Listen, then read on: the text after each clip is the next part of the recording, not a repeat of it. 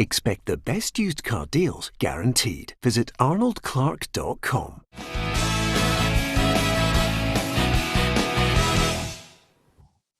Welcome to Peter and Roughie's Football Show. I'm Peter Martin, Barry Ferguson, Tam McManus and Alan Rough, as ever, all here, bringing you football chat, wee bit of banter here and there, and lots of topical stuff that we want to discuss with you. And as ever, we always like to say with PLZ Soccer, thank you for joining us on Facebook Live and YouTube Live at this point.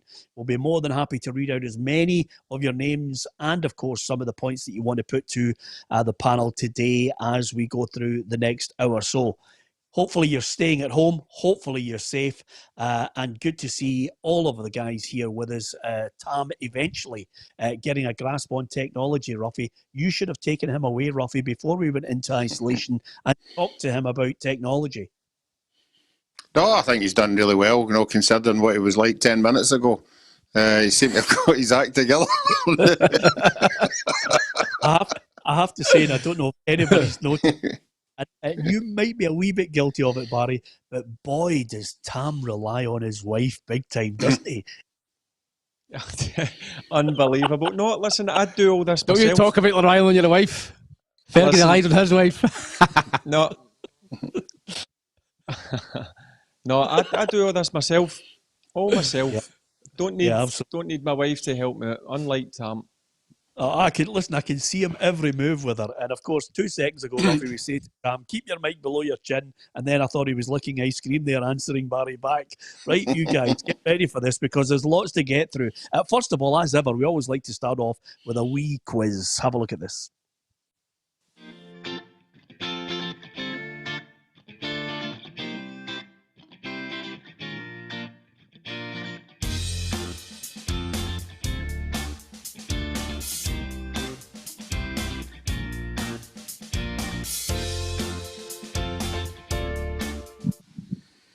Okay, there's your wee quiz. There'll be a year that we'll give you before we get to the end of the programme. Lots of people coming on. I'll give as many of you a mention as I possibly can. I would like to start off by saying, and it's just because in a strange sort of way, you know how you have some older footballers, Roughie, that happen to be your heroes. You've always loved what they did in the game. And I'm going to put out basically, our best wishes to Jimmy Greaves, who was taken into hospital. I do hope that he comes back out safe and well. Jimmy Greaves, for me, Roughie, was one of the finest strikers of the last 50 years in the United Kingdom. Yeah, I have to say so. If you were to go down to England of that era, he was the main striker and with England as well. Just remind me now, why did he miss it in that World Cup final again? Was it an injury or was he just left out? Yeah, there was an injury, and then eventually I think Sir Alf Ramsey just made the call and decided to go with Jeff Hurst. And I think it still rankles with Jimmy to this day because he was a guy, would you believe, Tam McManus, who scored on his debut for every club he ever signed for. I mean, that is some going. And although, Tam, people think the Premiership is when it starts in 92, 93, he scored more goals than any of them. It's just phenomenal.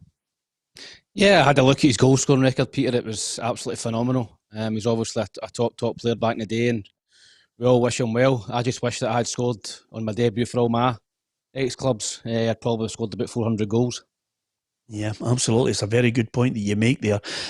Listen, it's quite good actually this week because this is the first week where we don't have to blow smoke up Barry's back end because he's been off the telly. Nobody's been able to see you, Barry, over the last couple of days playing football, which has been a joy.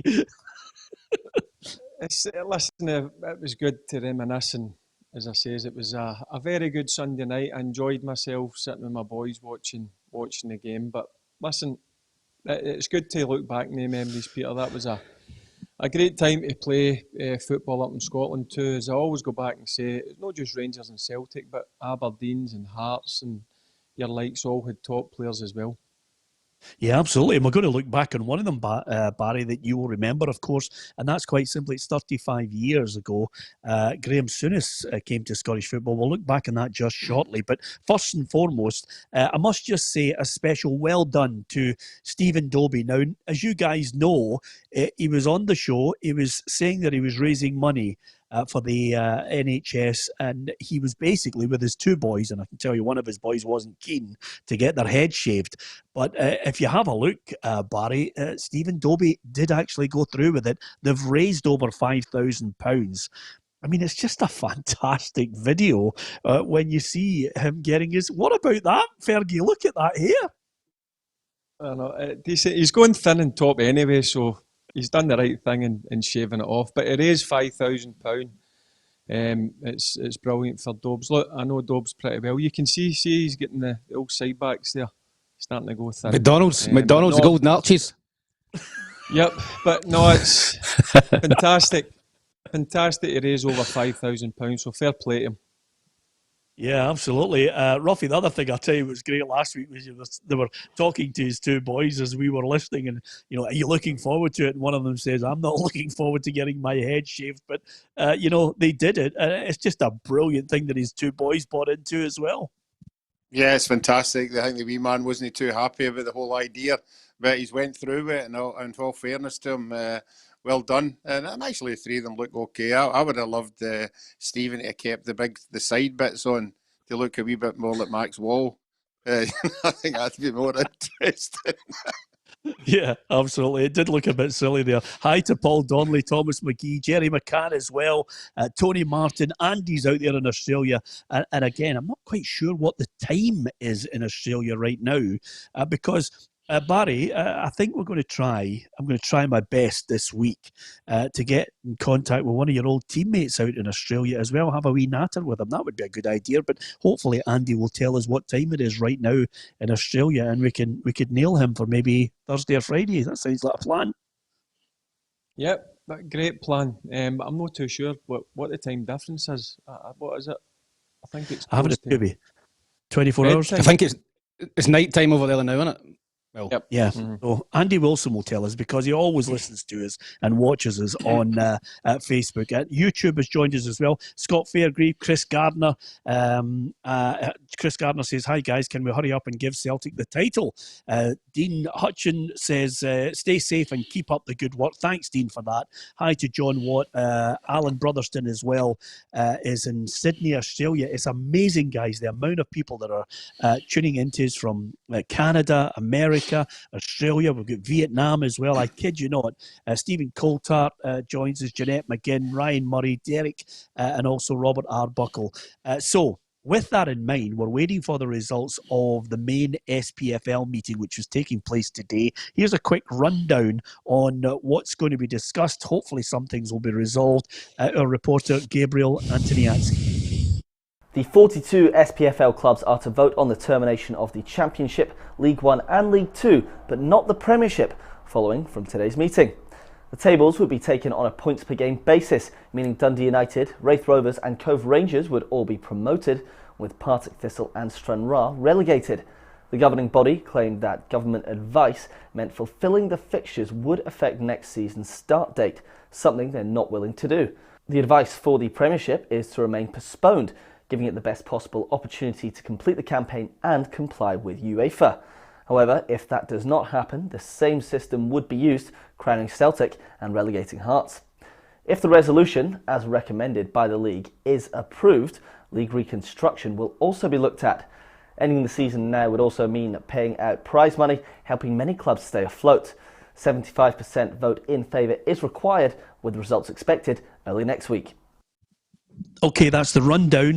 Barry, UEFA's executive committee meets on the 23rd of April, so there'll be no resolution just yet from the Premiership in Scotland, but the three lower leagues, if 75% vote in favour, then they will get, first and foremost, a decision on who's champions and who's relegated, but they'll also be able to then look at possibly expanding the leagues. What's your view on it?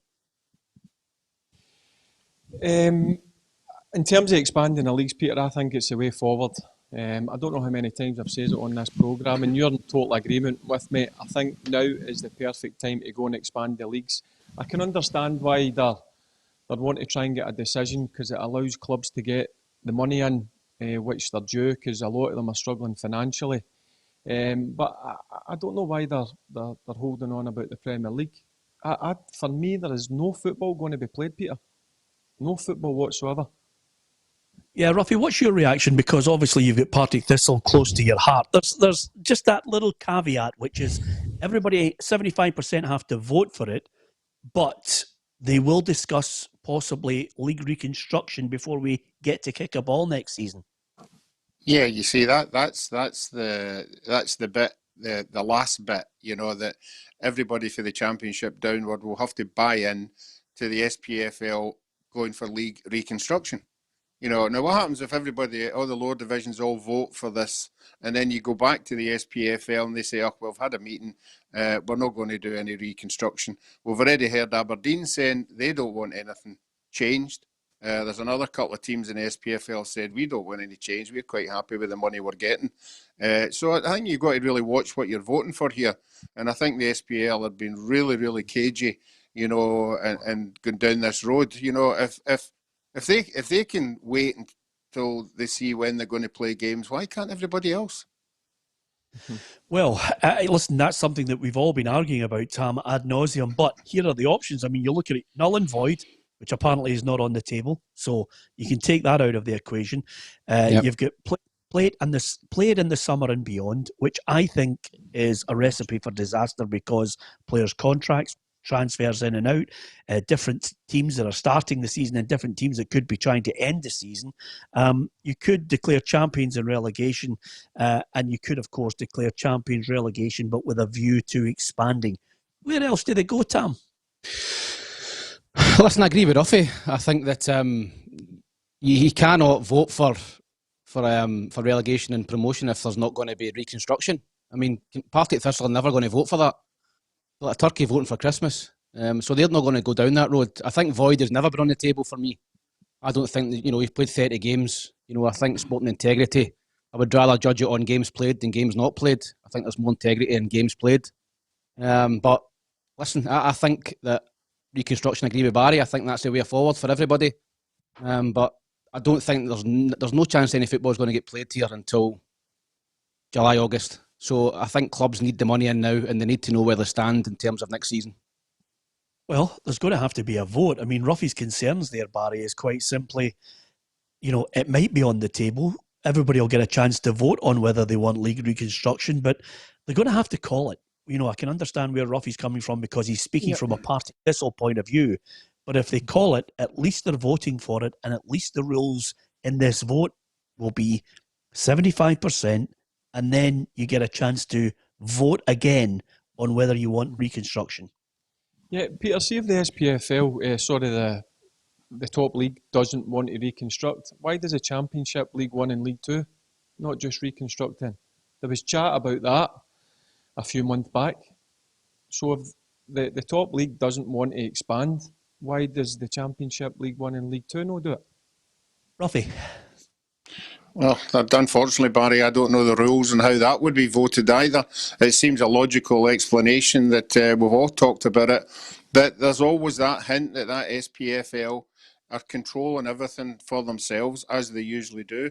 So I don't know how you would bring it all into play. Can I just ask you, Peter, if that goes through, does that mean Dundee United are the only team that get promoted? There's none of the SPFL teams go into a playoff or anything? No playoffs. Nope. It's Dundee United, it's Dundee United, Cove Rangers and Wraith Rovers. Peter, yeah, let me a minute, Barry. I can't see Dundee voting for that. I can't see Ayr United voting for that, who have tried their best all season to get into a playoff at least. Dundee, as we know, are all, I think it's £2 million in debt. They're relying on getting a chance to get into that SPFL, so I can't see them voting for that either. Barry, you're going to say something there. Yeah, how's Falkirk feel? They're 1 point behind Wraith Rovers just now. 1 point. That's the team I feel most sorry for, to be honest. That's the team, looking at it, I don't feel sorry for Rangers or Hearts or anyone else. I feel sorry for Falkirk. You look at the further leagues you go down. So the bottom of League 2, which just now is Brecon, okay, they could catch, I'm not sure who it is at second bottom, so they get away without getting into a playoff against either the Highland League team or the Lowland League champions. Yeah, but and I don't want to bore the back end off everybody who's watching the programme, but here I've given you the permutations And the next thing I can say to you is quite simply that if they vote against it, then the next move for the SPFL is quite simply to say, okay, we go on for a longer period without coming to a decision. You cannot get your payments, and we can't resolve anything until you agree to the resolving of it. And then we get to April, and then there's still no money, and clubs are not getting any payments. And then you get to May, and then you get to June. And if there's nothing decided then, and you're still holding all three leagues, some of our clubs are going to go. Some of them will go, Roughie. 100%. Yeah, I agree. The finances are really, really tight just now by the lower clubs. I get that, and I know that we've missed a month of football, but correct me if I'm wrong. Everybody's saying, if we don't get any money, we're going to struggle in August. Correct me if I'm wrong here. There is no income comes into the teams in June and July and May because the season's finished. No, you're wrong. Finished. Oh, hold on, and I'll tell you why you're wrong. Hold on, and I'll tell you why you're wrong. Hold on, and I'll tell you. Hold on, and I'll tell you why you're wrong. There are two or three things that bring clubs into it. First of all, there's a payment on your league position and the points you've accrued. Got that. That's the money that comes in. Secondary to that, then, even in the minuscule business of, for example, a Brecon, you've got a situation where they are able to go out and get sponsorship for the new season. You have then got a situation where they're able to, get season tickets, however small they might be. Remember, everybody's budget isn't operating in the millions of the Celtic. You start to go down and people are dealing in hundreds of pounds. And then that's merchandise. Merchandise and all of these small little bits of money that come in give them the chance to survive. If they don't get them and nobody's out and about and nobody's buying and nobody's investing again, then they're goosed. So Peter, sooner or later, people want to make those decisions quicker. Yeah, a lot of these clubs as well, lower leagues, hold dinners for raising money, things like that. Not just about, as Roughie says, there's no football from through June, July. A lot of these clubs have dinners, 4 or 5 dinners that raise thousands of pounds. It helps them get through that period when there's no income coming through, when there's no football. It's out in a lot of things like that as well. Do you get that, Roughie? I get it. I do get everything you are all saying, but the income from gate receipts is what clubs should budget what their whole year is on. There's no gate money and as I said, May, June and July because the seasons are finished. That's an awful lot of money for clubs. So clubs in general, year in, year out, should be budgeting for that kind of money not coming in. And if it's the case, if everybody's struggling and there's clubs going to go out of the game, why are these idiots in the SPL not handing out the money if it's that desperate? Well, listen, I think as they are in the league just now. The positions, they're quite happy to say you're going up, you're going down. Hand out the money then to where everybody sits at the moment.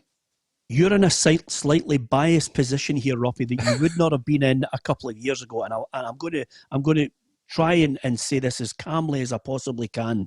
Because you had a multi-millionaire benefactor, you're in a situation where you can survive without the gate money. But you'll still have major losses, but you can still survive. But every club has got an early payment out from the SFA so far. What they need to do is get to an agreement where they can get money, some money. Remember, they've furloughed a lot of their staff. A lot of clubs have done it so they can get compensation from the government. They've got a situation where they've budgeted so that they can somehow get by with what little they have left at the moment. If they can get the payments from the SPFL without the gate receipts, they will crawl to the summer. If they get resolution that ends one season, they will crawl to the summer and then say, okay, we're going to start the new season. And then they'll be on a minuscule amount of money, but at least they'll survive. So that's how they're operating their business. They're not operating their business on you facing relegation, but you still have a lot of money that the other clubs don't have, Roughie. Peter, we're not, wait a minute. We're not the only club who've got millionaire owners. Aberdeen, Celtic, Rangers, everybody. Absolutely. You can't just say because you've got a benefactor. All I'm saying is, why are these people not releasing the money if it's that desperate? Because they're giving you an ultimatum. They're giving you an ultimatum or saying, right, you lot, make your mind up, and then we'll release the money. But we'll wait. We'll wait. But we'll wait and to decide what's going to happen to the rest of football. But you've all got to vote. It's not an ultimatum. It's 75% of a vote that the clubs will make. It's not an ultimatum. If you don't get it, you're not getting. If you don't vote for it, you're not getting the money dispersed. Well, if you don't vote for the president, you don't get the president you want, Roughie. It's as simple as that. That's what the whole democracy is all about. Right. You get the chance to vote. So if you decide... You leave it up to the clubs. Well, that's the best way. That's what they're doing. Agree. 75% of people will make the call. If they don't get 75%, Roughie, we go on again. But they know what's at stake. Here's the vote. And once we get the vote, these leagues are over. There possibly could be expansion, but here's your money. Can you survive after that? I don't know. Some clubs might even go to the wall with no money and nobody through the gates. I don't know. I don't know everybody's financial situation, but I know one thing. Need to get an answer soon, Roughie. Yeah, but my biggest worry is that the clubs in the lower divisions vote whichever way they vote, if it is for change, and then they go back to the SPFL and they just say, right, okay, you have made your decision. We're just sticking as we are. Catch you later. Well, just bear with me on this because we've got Reggie Blinker coming on a little later on the programme as our special guest. We've got a look back at Graham Souness as well because it's 35 years since he came into Scottish football when they had a lot of money. And we'll also talk and go through as many people as possible. I want to try and name check as many as I can. There's a statement come out from Rangers in the last half hour, which basically... says, and I'll quickly read it, and please forgive me just because it's come in so quickly. Considering the current circumstances and increased speculation surrounding the ongoing impact of the coronavirus pandemic on Scottish football, we felt it is incumbent that we provide clarity in relation to our position. And Rangers say, for the avoidance of doubt, Rangers firmly believe that the season that we're in at the moment is only complete. All 38 games have been played to a finish. Nevertheless, we're conscious of the ongoing hardship faced by many clubs in the Scottish game. No business is immune from coronavirus. We are proud of our players and staff for their decision to defer wages and secure job security for their colleagues at Ibrox. Furthermore, many clubs urgently require financial support to maintain cash flow and allow them to survive this current impasse so they can return to normal business when the government lockdown is relaxed. It is important to recognise that these clubs across all the leagues are now in a financially precarious situation. So, as a club, Rangers will immediately propose a members' resolution which would release prize money to be distributed to all clubs throughout Scotland urgently, which is the point you're just making, Roughie. We believe that this is the priority in the present circumstances. It is vital to show respect for all clubs across the Scottish game, regardless of league position or financial standing. We must work together with a unity of purpose for the betterment of the game. And it goes on at great length. And in the meantime, we expect clubs to support our members' resolution, which will provide financial support to those who need it most. So Rangers want money released, as you're calling for, Roughie, now. But this is going to a vote. Whether it comes out in the next hour, 2 hours before we finish this programme, I don't know, but there's a vote. What's your reaction to Rangers? Well, I hope they all vote the same way as what Rangers are saying. Well done to Rangers. I think they understand, that the smaller clubs don't have the income that they've got and how important it is. I just find it very difficult to get my head around the big league can say we're going to batter on until we find out if we can play the end of this season, but you lot can't because you'll not got any money to do it. That's because of UEFA. Peter, that's because of UEFA. They're playing hardball with the European positions. If I'm right in saying that, Peter, they've done the same with Belgium. Belgium called the league early and they've threatened them with a European expulsion next season. So that's why I think the Premiership here is holding fire. I think UEFA, what we've got to realise here is a lot of individual nations, apart from the big five, I think UEFA can be taken to court and challenged on their heavy-handed tactics at the moment, Barry, with regards to this, because the whole European structure will fall if countries suddenly say, wait a minute, we can't kick a ball again, we're going to have to declare a league. You just need to, calm. UEFA are not the all and end all. No, look what they come out and says about the Belgium league. Look, they're not. It's just skin-murdering tactics. I can't see it happening, Peter. I'm honestly, I says away at the start, and Roughie's mentioned it a couple of times. I can't see why they mentioned the Championship, League One and League Two, and forget about the top league. Just make a decision, get the votes in, and I think it's Monday the votes are going to come in, and then give us a decision so these clubs can get the money that's needed. Because, as you rightly says, Peter, there's a lot of clubs that are going to be struggling down the leagues. Yeah, absolutely. Okay, hopefully with a bit of luck, we're all still here. I just missed that last point that you made there, Barry, but I get the gist of what you were talking about. Hi to Leanne Curry. Michael Rhines joins us. James Anderson as well. Why did the SPFL, says James, not pay out the minimum amount to each team, whatever last season's places, or whatever the place is worth, then top up per place when decisions are finalised? All clubs need the cash flow. Well, actually, I think that's the point, and a relevant point that Roughie's making on this, but quite simply, I am merely giving you the broader picture from every other club and where they stand on this and what the SPFL is trying to do. Hi to Linda Graham, Michael Ryan, John Collins joins us as well, Stephen Hill, and thank you, Stephen, for those kind words with regards to us trying to put on a show. I'm trying to read out as many people that have joined us as possible.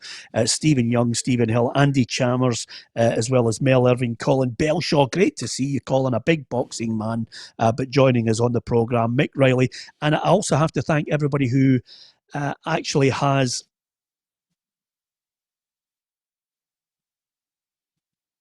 Peter seems to have froze there, boys. Yeah. Oh, here we go. This is what we've been waiting on, Barry. I'm sure he'll come back. I'm sure he'll come back. So, by the way, what a load of rubbish he talks, is it? No.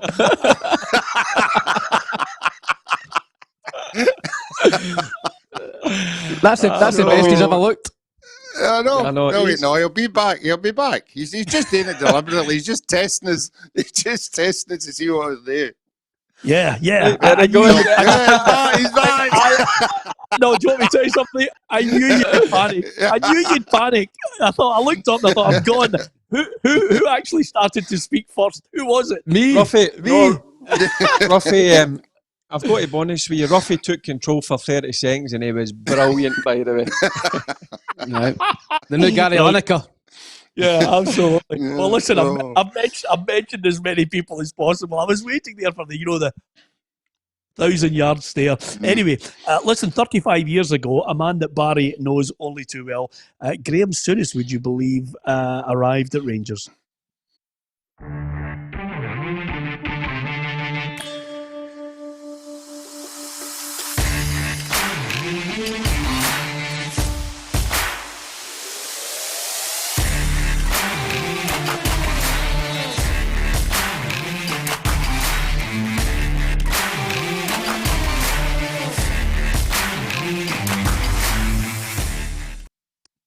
Was he good for Scottish football, Barry Ferguson? Yeah, of course he was when he came in. Some of the players, I remember it was Terry Butcher and Chris Woods who were English internationals at the time, Peter. He brought them in, they were massive names. And he brought Rangers back to challenge again, and obviously had a fair bit of money behind them. But no, I thought he was great for the Scottish game, and he was a midfielder when I was growing up that I kind of watched a lot, and I was lucky enough to play under him. He signed me at Blackburn, and I was looking forward to it. I was a wee bit surprised in terms of he wasn't much a coach on the field, Peter. He took most of the training leading up to a game on a Friday, like the tactics or whatever. But look, one scary guy. Listen, you get in the wrong side of him, you knew you were in trouble. But a fantastic player. He was. Fantastic player and fantastic for the Scottish game. Yeah, fantastic as he started off that 9 in a row, Tam. But I wonder, Tam, if you can tell me who were the main challengers to Rangers in that 9 in a row. I take it wasn't Celtic then. Listen, I was a little bit younger for me, growing up, but I would assume it would be Dundee United and Aberdeen then. Not Yes. Celtic. Would you believe, Roughie, Celtic only were second twice in the 9 in a row. They were nowhere near Rangers. Rangers dominated, and their main challengers were the likes of Aberdeen and Motherwell. Yeah, I mean, Aberdeen had a really successful team then. We all know the players that were playing in that era. They were fantastic to watch, and I think most of them all went on to be Scottish internationalists, so you can see why they would be up there. Yeah, Hearts as well were in the mix during that era. It's hard to believe, but Celtic were nowhere to be seen, Barry. They were in financial difficulties throughout that 9 in a row. Yeah, and as I say, obviously when Souness came in 86, he had the backing. I think it was it Holmes that was the chairman at the time, Peter? Yeah, Lawrence Marlborough first of all, and David Holmes. Yeah. So he came in. I mean, I don't think he'd have taken the job, Peter, if he didn't have funds to go and bring in as the players that I mentioned, like Chris Woods and Terry Butchers. Yeah, and I obviously think he was a checkbook manager. Look, it certainly helps when you've got money to go and sign players. Yeah. And Rangers did at that time, but he did bring in some top players, Peter. I mean, oh yeah, absolutely. I loved him at Liverpool. Thought he was a great player, Barry. Obviously my brother was there at the time, and I remember going and watching him with my dad, and some of the players that were on show were fantastic players. And listen, money did help, but he was good for the Scottish game. It put Scottish football back in the map in terms of the size of the player that he was, and the calibre of player he was. He was a top player, and some of the challenges that he used to put in, Jesus, you wouldn't get away with him now. George McCluskey in his debut. Yep. Mm-hmm. Yeah, okay, Tam, let it go. There you go. I thought it was a good challenge. I was going to say, Peter. After Graham got the Rangers job, we went to, just like Barry was saying there, we went over to Mexico for the World Cup, and Graham was in the room, I think, too along for me, and it was one afternoon we were all sitting outside. It was a day off, and we were just sitting having a beer. And I said, "Oh, you'd be really chuffed about getting the Rangers job." And he went, "Yeah." He says, "I've got a lot in my hands," and I'm sitting there going, "And what kind of plans have you got when you go back?" And just as Barry said there, "Now I'm trying to get Chris Woods, and I'm trying to get Terry Butcher, and try to get Stevens." And I says, "What? You've got Colin McAdam and Cammy Fraser? Are they no good enough for you?" And that was the kind of player. That was the kind of players he was talking about. I think every one of us just fell off our seat. You know, the players he was talking about bringing up. It was absolutely amazing. Yeah. And he signed Peter. He signed Mo Johnson. A lot of managers wouldn't dare doing that, would they? So I tell you what. One thing about Mo Johnson, what a player he was. What a player.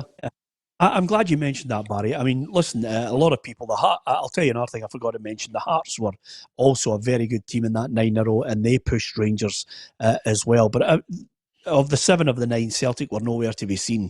3rd, 4th and 5th at one point, would you believe?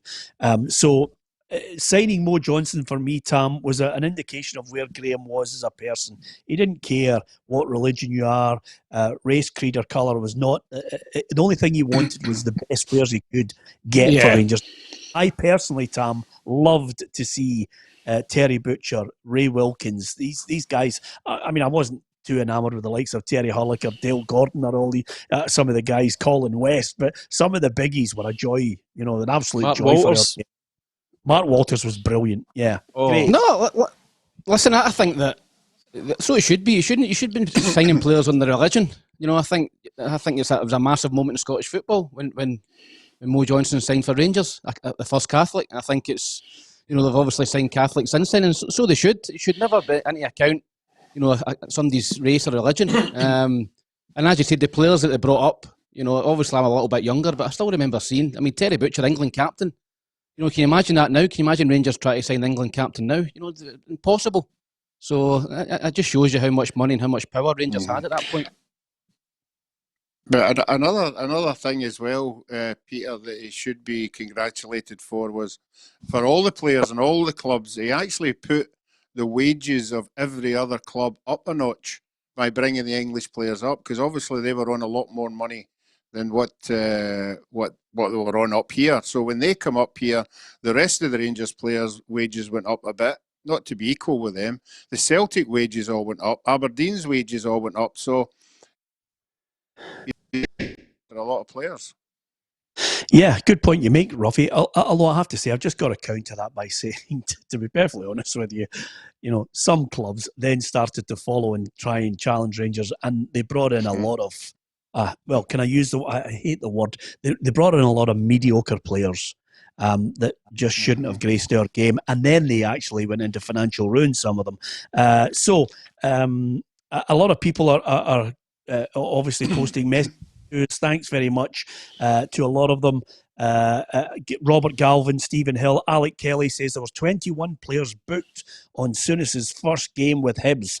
Roughie couldn't be bothered to move off his line to get involved in the stramash, says Alec Kelly. But Roughie, we know the real story. If you hadn't been booked already, you'd have got in there and belted. I'd have been right in there. I'd have been right in head first, trying to sort it. No, I'd already been booked. The Rangers were given a penalty 10 minutes before that, and I was complained about it, and the referee booked me. So I thought if I'd got involved, then I'd have been the only one that sent off. So it'd been me that'd been talking about getting sent off, and everybody else just getting booked. I'm shocked to get a penalty, Roughie. Stunned it up. So was I. I couldn't believe it. That's why I got booked. That was a penalty. Oh, was a penalty. Well, I love you, Barry. You're mental. By the way, every time you come out with those lines, Barry, you can just see hundreds and thousands of Rangers fans on here going, "Go on, Barry, give it, raise the flag." Fantastic. Hi to Charlie, who joins us, Jerry Docherty, and of course Jim and John McKenzie, Andy Fitzpatrick, Michael Carrigan. Would you believe it? Used to play football with Michael. Peter Tierney, Craig Marshall. So many people joining us to talk football, and thank you to 99.9%. I think, Roughie, I mentioned it on a million times.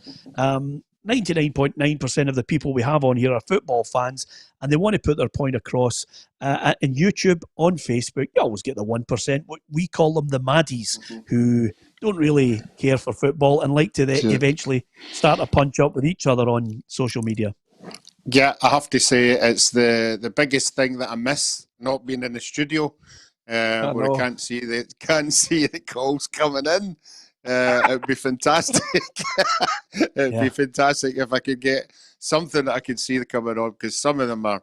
You're right. Some of them are out of order, but a lot of them are so funny. It's great to see them coming up on the screen. Yeah, Charles Denham is saying to me, get your facts right. The first Catholic player was John Spencer, Peter. Listen, I'm not going to argue. There was probably, if my memory serves me correct, in Rangers history over 100 years or so, there was actually one or two other Catholics that had played for Rangers down through the history. Highest profile, wasn't it? Or might Peter, he came through the system, Spenny. Yeah. Rangers didn't sign John Spencer. Absolutely. The point I was going to make regards to this is, I don't want it to turn into who the first Catholic was. We were reflecting on Graham Souness for a moment there and what he did, and his ethos at the time was, listen, there may not be a lot of Catholics playing for Rangers, but I want to sign whoever I can. And it was simple as that. And I think he has to be applauded for that. You may, he's a bit like Marmite for some people. You either like him, love him, loathe him, you name it. But he changed the face of Scottish football. And John Johnson says, Roughie, if you really want to, you can actually have your laptop or your phone, and you can actually see the comments coming down. But let me tell you, Roughie, I'm looking at them and I'm trying to edit them as I see them to cut out the dafties who sometimes come on. The majority of people on here are absolutely brilliant, I have to say to you, so thanks to them all. Listen, guys, we've got lots to talk about before we finish, and we'll take some of the points and put them to you as well. But I caught up earlier today with a guy, I don't know, Barry, did you play against Reggie Blinker? Barry's when did they leave, Peter? I think he left in 2000. He was 97 to 2000. Yeah, I must have played against them, yep. I had a few Reggie Blinkers. Yeah, and More than a few. The minute you mentioned that, I'm sure Hibs fans will come on and they'll start to list them all. But nevertheless, earlier today, and it's an interesting one because obviously Graeme Souness started off the 9 in a row, but stopping the 10 in a row. Celtic brought in Wim Jansen, signed Reggie Blinker from Sheffield Wednesday, of all places. He's been in the news in the last 24 hours. Obviously, Ian Wright was watching a game where he pulled Reggie Blinker's hair and he apologised to him on air. So I thought it was good to get a wee catch up with, again, a special guest that we thought you might not see over the last few months, and it'd be nice to have a wee chat. So here's what Reggie had to say. Well, I'm delighted to say our guest today is a good friend of mine from many, many years ago. He's over there in the Netherlands. And Reggie Blinker, I didn't recognise you without the mask on, but we're all being safe. You're being mega safe. Yes, I'm not taking any risk, Peter. When I go outside in these times, then this is what I go out like. Yeah, you're quite right as well. Although I've yet to find out if there are any cases where I pass any coronavirus on to you on a video call. I have my doubts about it. So let me see that face to see how you look after all these years. You're looking magnificent. Oh, brilliant. Reggie, it's great to see you. Listen, you've been in the news in the last couple of days over here in the United Kingdom. Ian Wright apologising for pulling your hair in a game against Sheffield Wednesday. Yes. That's right. I saw it, and I did a tweet as well myself. And this is from such a long time ago, but it was a great time in the Premier League then. And these kind of things they could happen with Ian. But after that, we became friends. He apologized straight away years ago, and now we're good friends. But it was funny. Yeah, I saw it coming past. Was he one of the typical characters that you love playing against because of his undoubted talent and, of course, the ability to have a laugh? Yes, absolutely. These were the characters that you wanted to play against. Vinnie Jones was also one of them.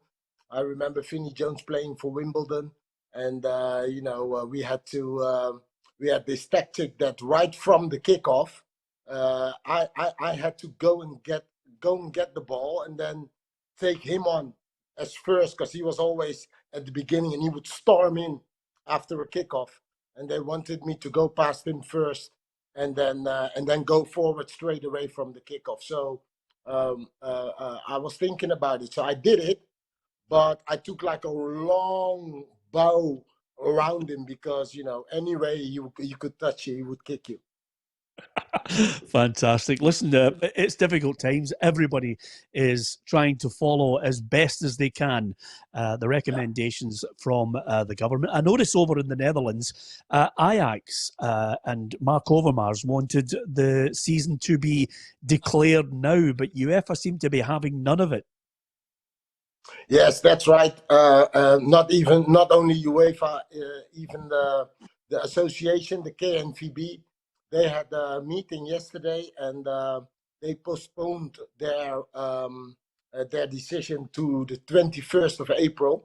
So, and then they will decide whether they will play on, they will play on in the competition. I think they're leaving some sort of responsibility to the clubs now at this moment, because there is a mixed opinion about keep playing without fans, or stop the league totally. But when you stop the league, what do you do with the one who's on top now? Ajax is there with AZ.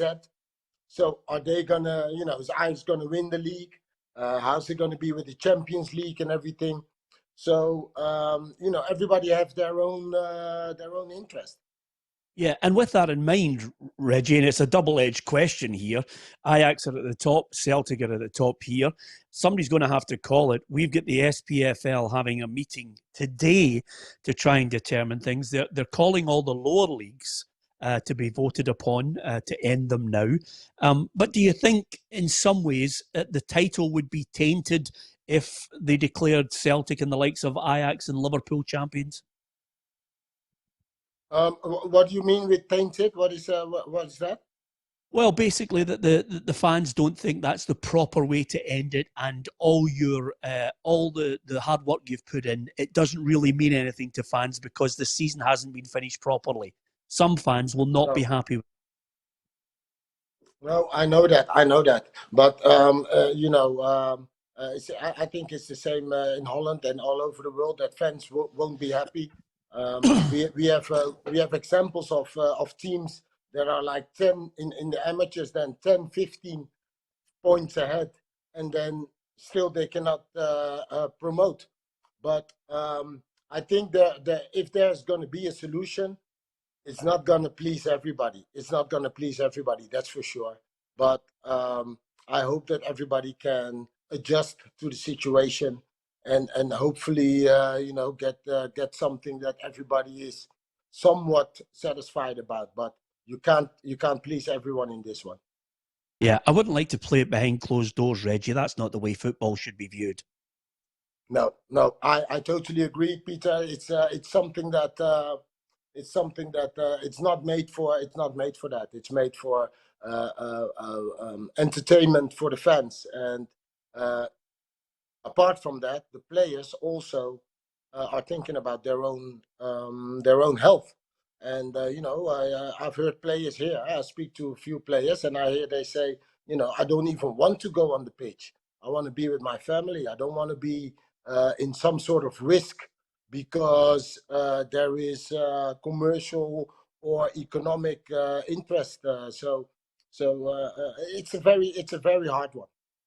Yeah, absolutely. It's difficult to call, even with FIFA suggesting, Reggie, that they would extend the contracts of players.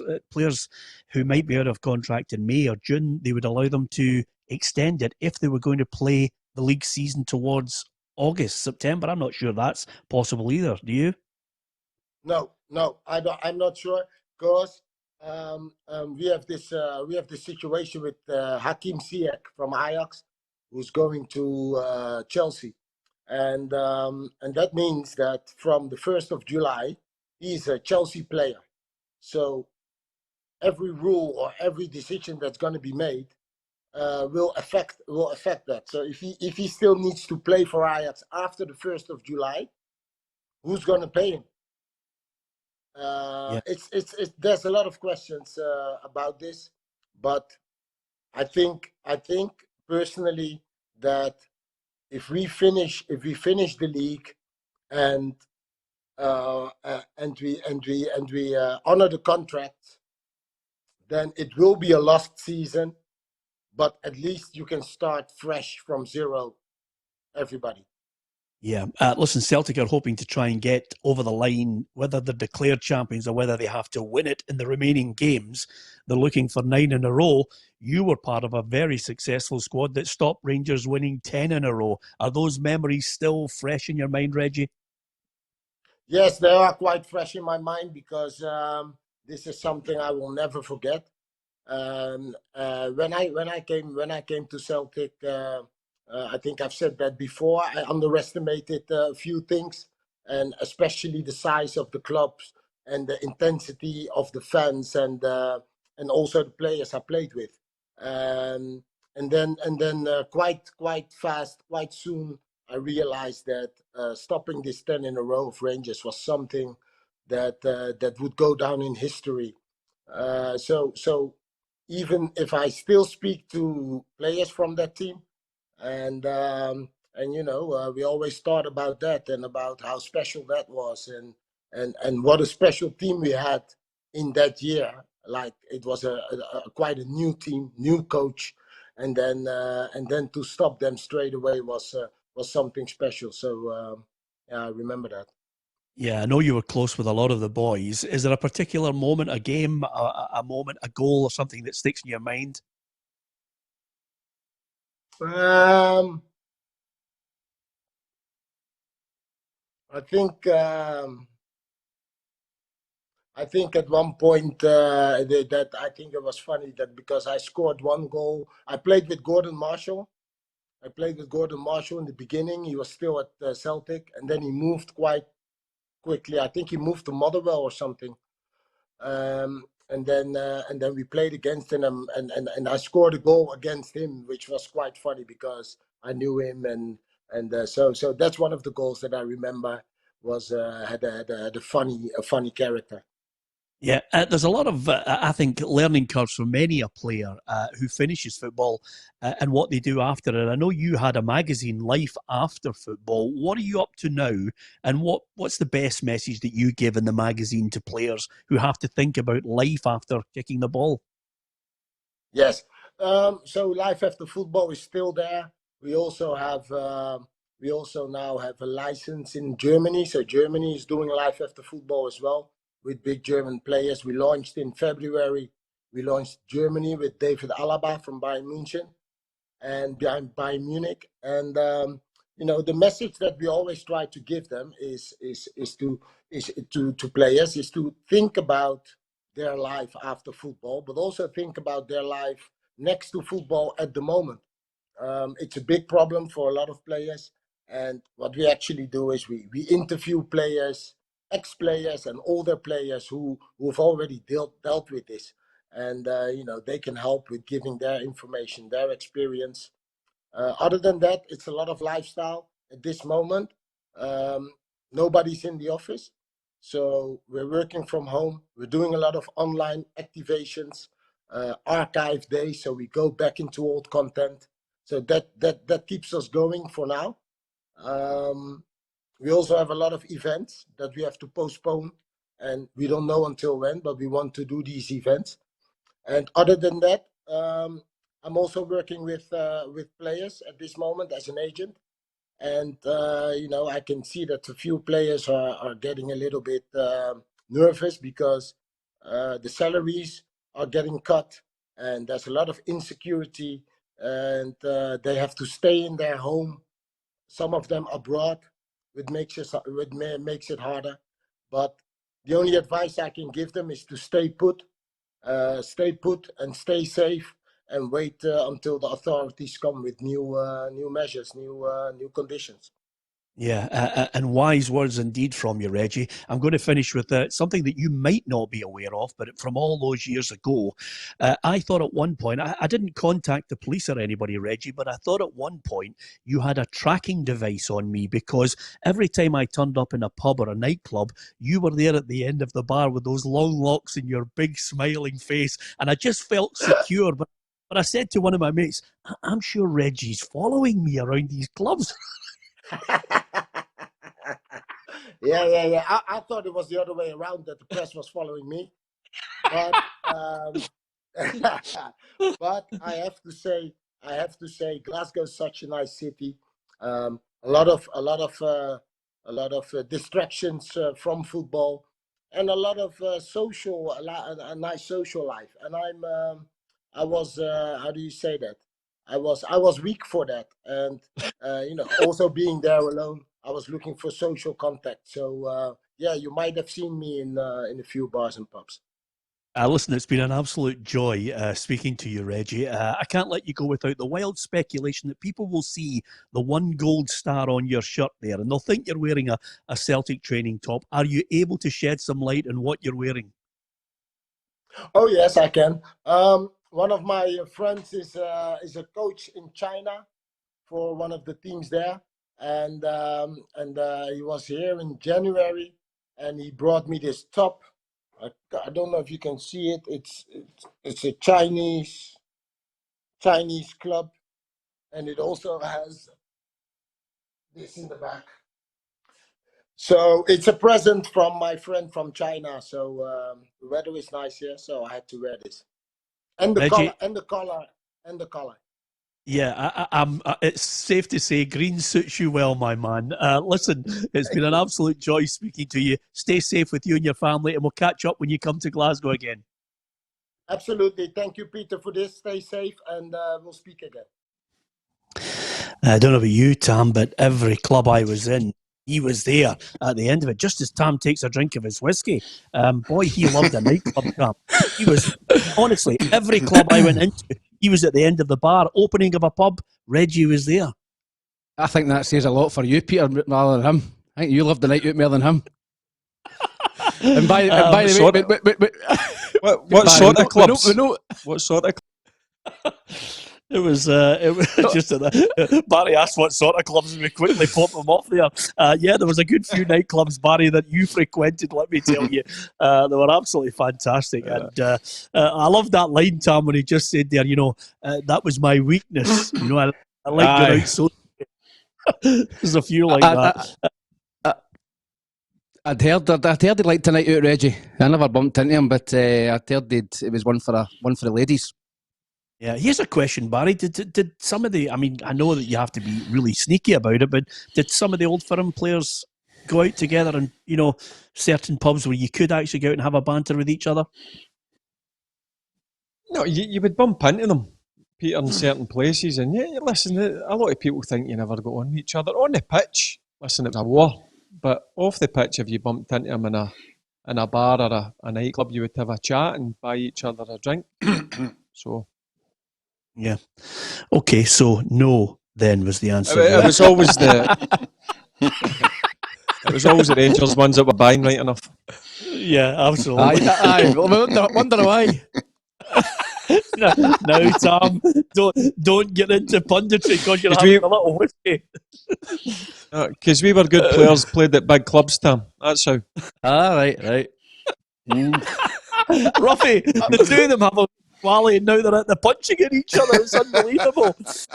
Oh, fantastic. Hi to John Flanagan, Rodney Blythe. Hi to Craig Lumsden. Craig, my old mucker in the midfield. I haven't seen him in ages. Gary Lockett, Dougie Liddle as well. Here's a good question for Willie O'Donnell. He says, Barry, do you think Rangers would win the league if it was able to kick in? Could it be, if you got the league to be played, say it got June, July, Roughie obviously wants the league to be resolved by mid-2023. But if we were getting the two of them together before the summer, do you think is there a chance? I know there's a probability, but do you think they would have overtaken Celtic? There's no chance any. I can't believe he's cut out at that point. I do. Honestly, just as Wally was looking for the question answered, what did you say there, Barry? Does he think? What was the question? Repeat. All right. The question from Wally was, do you think Rangers would win the league if it was played to a finish? Of course. Yeah. Okay then. He's on the Grey Goose. He's on the bevy. Tam, I was just about to say, remember, kids. I wish I was. Listen, everything in moderation. I wish I was. Yeah, but Roughie. Yeah. Just checking you're still. Yeah. Willie, I can tell by the smile. Lots of people, and somebody thinks that you're having a good swally there, Tam says. Andy Wilson in Australia. Lots of people. Iron Brew. Yeah, was it Iron Brew? Aye. Yeah, absolutely. I feel guilty, Roughie, that I could possibly even drink wine Monday, Tuesday or Wednesday. That's just a no-no for me. But you've managed to overcome that over a long period of time, Roughie. You just get belted into it, whether it's Monday or Wednesday or Friday. Yeah, well, obviously you like a nice wee, I was going to say a glass, but a bottle of wine with your meal. And then as the night goes on, you just stop. No, there is a stage where you've got to. There is. I mean, gin and tonics. I'm getting fed up with gin and tonics. So if anybody can suggest maybe something else, I can move on to, because too many limes lying about the kitchen in the morning. Yeah, absolutely. Everything in moderation, we always say. Joseph Byrne, Torquemada, CB the Third, Alison Carroll as well, Francis Foley, Stephen McDowell, lots of people joining us on YouTube. Really, the figures are fantastic, with people coming and enjoying the show and enjoying the banter from Barry and Tam and Roughie. I can't tell you the answer to the quiz question was 1983. And if you have just joined us, we were obviously talking about resolving the Championship, League One and League Two. The SPFL have mentioned that the vote will take place, could be taking place, could be resolved. We're waiting on the word from the SPFL on the voting situation. Is 75% of the clubs need to agree that there will be champions declared in the lower leagues and relegation. There is a small little caveat that they've added to this is they will then look at possible league reconstruction for this season coming for the clubs to vote on as well, if possible. But you're not having any of that, Roughie, are you? No, I don't think it's fair in the lower divisions that the big association isn't prepared to throw that vote out to everybody. You know, and that's my problem. I think they're worried that the lower divisions will not vote the way that they want it to go. So they've alienated them and just said, right, you have a vote amongst yourselves and we'll decide what we're going to do with our bit. Okay, how do you think it's going to go, Barry? It's a $64,000 question. How do you think the clubs will vote on this? Honestly, Peter, you don't know what people are thinking. I guess we're going to find out Monday, and we'll just need to wait and see. Honestly, as you says, who knows? Yeah, Tam, you got a gut feeling on this? Do you think the right thing to do is something that obviously won't please Roughie and maybe a lot of people in Scottish football? Listen, I think that in terms of sporting integrity, if you cannot play the games, if it's not possible to finish the season, then you go on league positions. And unfortunately, that would mean Hearts relegated, Partick Thistle relegated, and Falkirk missing out by a point. I mean, it's really, really harsh on some of those clubs. But I think that's the fairest way, rather than games that have not been played yet, which I think would just be a joke, voiding the leagues. But the other thing as well, Peter, how can you, because Barry's on the show, this is only for Barry's side, say all the lower divisions all vote and say, right, you're right, that's what we're going to do.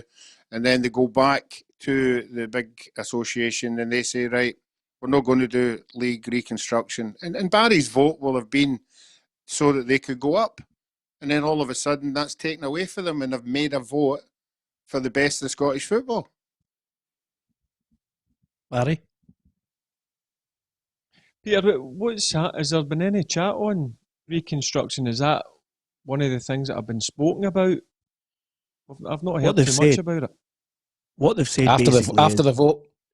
After the vote, you'll vote first of all with the 75% that's needed to get it across the line on the resolution of the leagues. Then what they've said, as a third, fourth, fifth paragraph down, then there will be a consideration to league reconstruction for the season 2020-2021.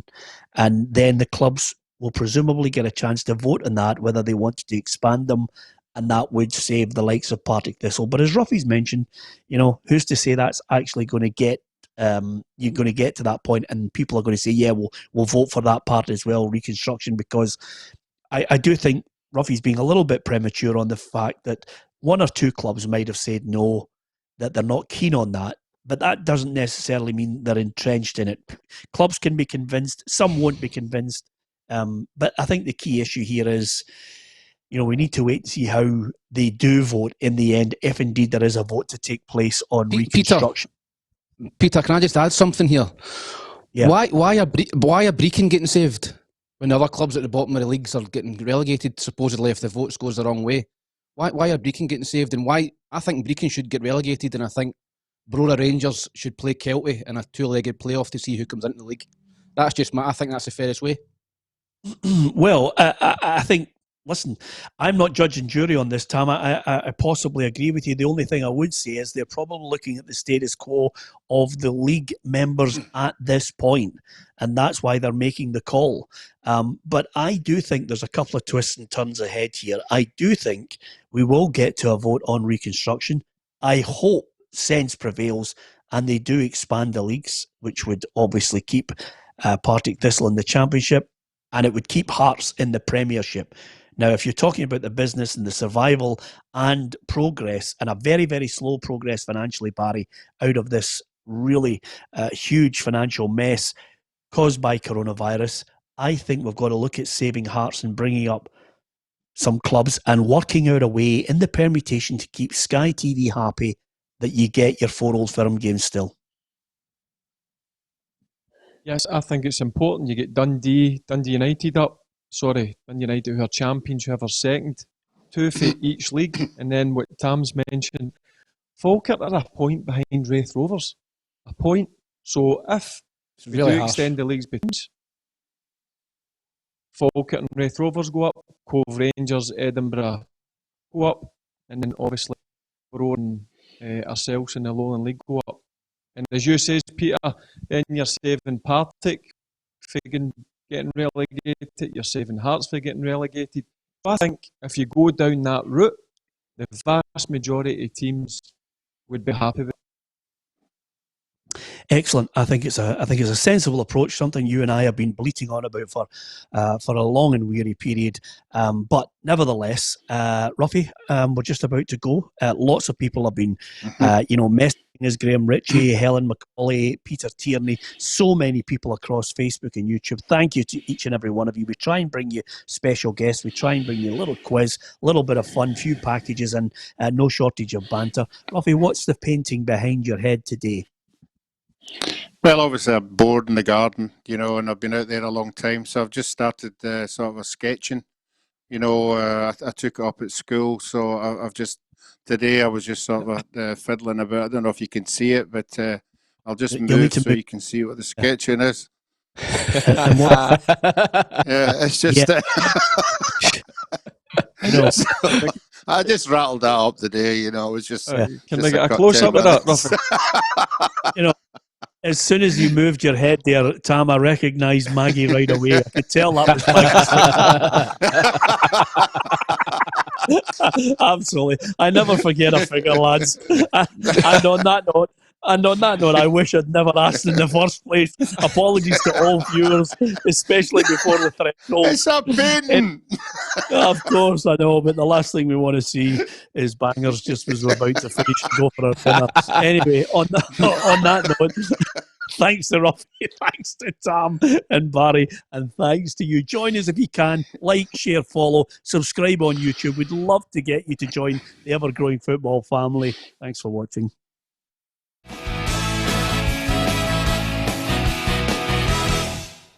Expect the best used car deals guaranteed. Visit arnoldclark.com.